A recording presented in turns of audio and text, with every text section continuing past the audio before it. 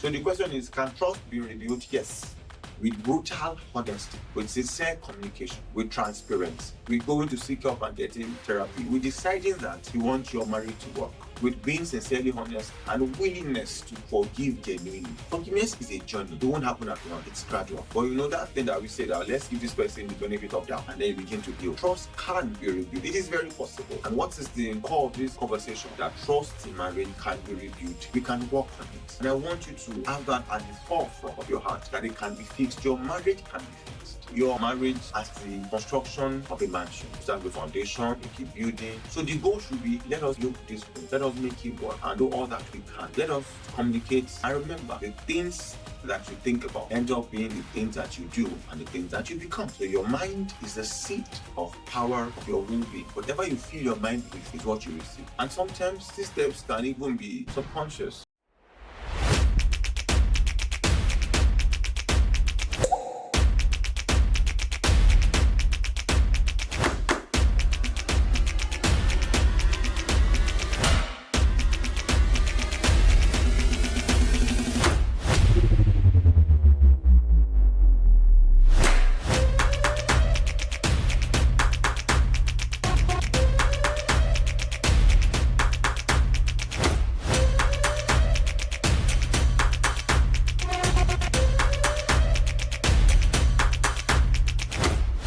Hello there, welcome to another episode of Issues of the Mind. My name is Papa Sam, I'll be your therapist and also your host on this beautiful podcast. Today, we're looking at a very, very peculiar topic, and I'd like to share a story with you. I know of a couple, Kunle and Rongen, been married for a while, 10, 15 years, and over time in their marriage, they've had to question each other, they've had to fight, they've had to argue, and they've had to battle with trust. You know, over time, Kunle would always say, my wife does not trust me. Anything I do, she would question it. She would ask me a question. She does not even think that I'm a good person anymore. Anywhere I go, she would decide to want to know where I am and what I'm up to. And Ronke feels that Kunle has changed. He doesn't come home early like before. He is not as accountable like he used to be when they first got married. He was open with his accounts, finances, his friends, where he goes to. But these days, or lately, or let's say over a few years, he has made friends that Ronke does not know, that Ronke questions. He has traveled for work purpose, and Ronke has felt he may be cheating.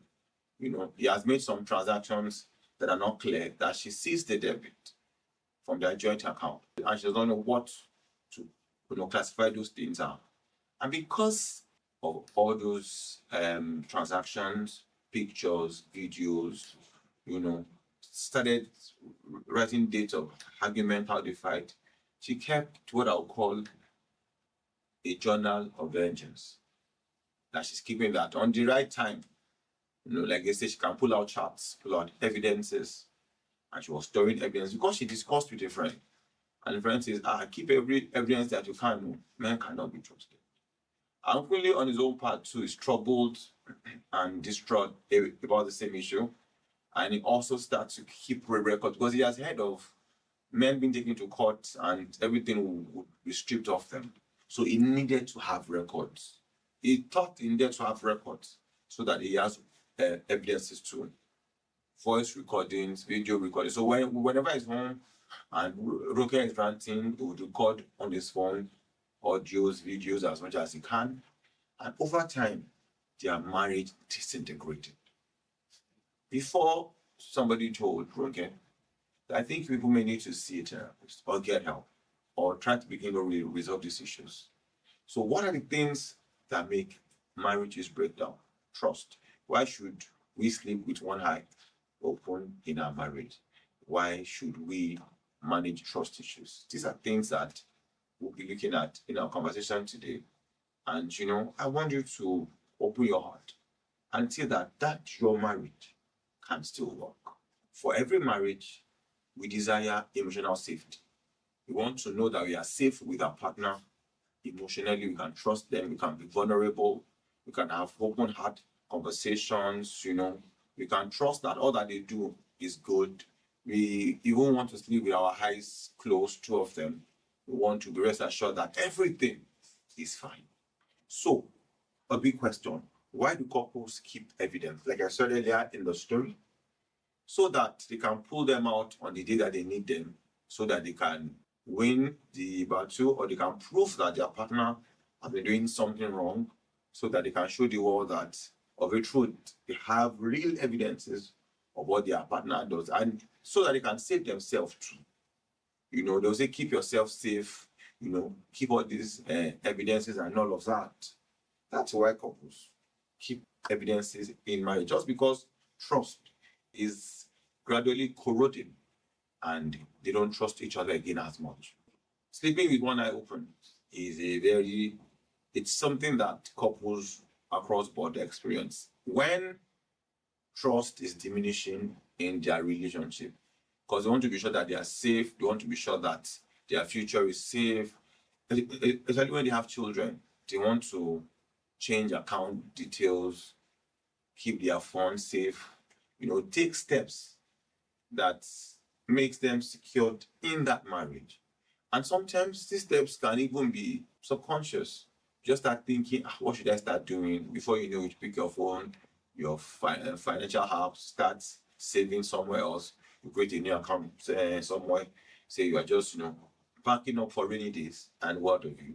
So there are several reasons why couples sleep with one eye open when trust is diminishing in the marriage. Why do trust break in marriage? Infidelity, unforgiveness. Trust breaks in marriage due to interference of third party. Trust breaks in marriage also due to trauma from childhood. Imagine someone growing up with one of the parents always cheating, doing things wrong.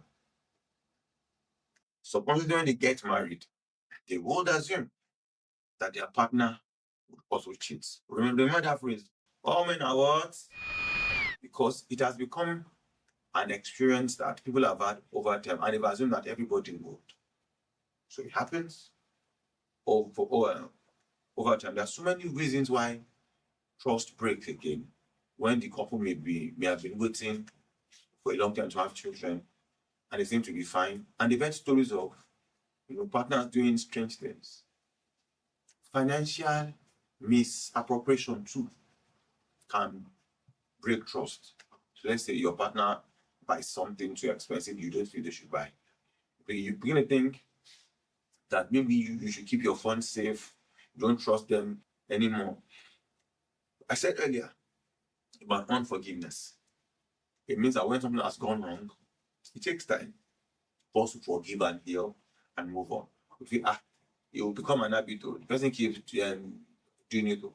It's also in a place where one of the partners that happened, that keeps happening and happening, and him, I've forgiven her several times. I've forgiven him several times. It's not changing. I can't trust him anymore. So trust breaks for a lot of reasons, and we need to check. So the question is, are you willing to do an X-ray of your marriage if you feel that trust is diminishing, to know how to then fix it? Trust also break by public disrespect. So many things, a plethora of things, mostly negative actions or reactions, breaks trust. So the question is, can trust be rebuilt? Yes, with brutal honesty, with sincere communication, with transparency. We're going to seek help and getting therapy. We're deciding that you want your marriage to work, with putting boundaries with third parties, with being sincerely honest and willingness to forgive genuinely. Forgiveness is a journey. It won't happen at once. It's gradual. But that thing that we say that let's give this person the benefit of doubt. And then you begin to heal. Trust can be rebuilt. It is very possible. And what is the core of this conversation? That trust in marriage can be rebuilt. We can work on it. And I want you to have that at the forefront of your heart, that it can be fixed. Your marriage can be fixed. Now, it might seem like your marriage is no longer working and things are not looking like it should be. But like I said earlier, it can be fixed, it can be rebuilt, and we need to keep having these conversations. We need to keep talking, seeking help. We need to keep building. Imagine your marriage as the construction of a mansion. You start with foundation, you keep building. So the goal should be, let us build this home. Let us make it work and do all that we can. Let us communicate rightly. Let us listen. Let us bring in a whole lot of empathy and understand where our partner is coming from. Let us put checks and balances in place. Just so if there are things that each of you needs to work on. Like I said earlier, brutal honesty. This is what my weakness, things I need to work on, things that I need help for. And then you begin to genuinely work on it, and your partner begins to see real results. Then trust will come back. What are the dangers of keeping scores? Keeping those voice notes, videos, records, bank statements, what those things will do to you is to allow negative thoughts, scenarios, take roots, be built in your heart. It should allow them really manifest. And remember, the things that you think about end up being the things that you do and the things that you become. So your mind is the seat of power of your whole being. Whatever you fill your mind with is what you receive. Even if you have friends that tells you terrible examples of things that may happen, what has gone wrong, and you begin to think and picture your partner that way, it begins to happen. And you begin to see your partner in that light. You don't see them anywhere. So, my encouragement to you would be that guard your heart, guard your thoughts, so that your actions will be noble and they will be good, and your marriage would work. Okay, let us note that unhealthy evidence breaks marriage. So what I mean is, when I begin to keep evidence, your marriage becomes unhealthy. You begin to see the person in the light of those evidences. Through this, human to be human, people will do things wrong. Let us give ourselves the benefit of the doubt. Especially when that person, your partner, is willing to change and work on it. And when they are really not willing to change or work on it, or the communication is bad, or they are bad friends, invite them to seek therapy. But know at the back of your mind that you can have an healthy marriage. You can build trust in your marriage. You can have honest conversations. You can apologize when you have done something wrong. You can be remorseful. You can work on it. Yes, you can. And I believe that through our conversations on issues of the mind and this particular episode, you have learned a new things. Equip yourself to make sure that your marriage becomes healthy. I see you around.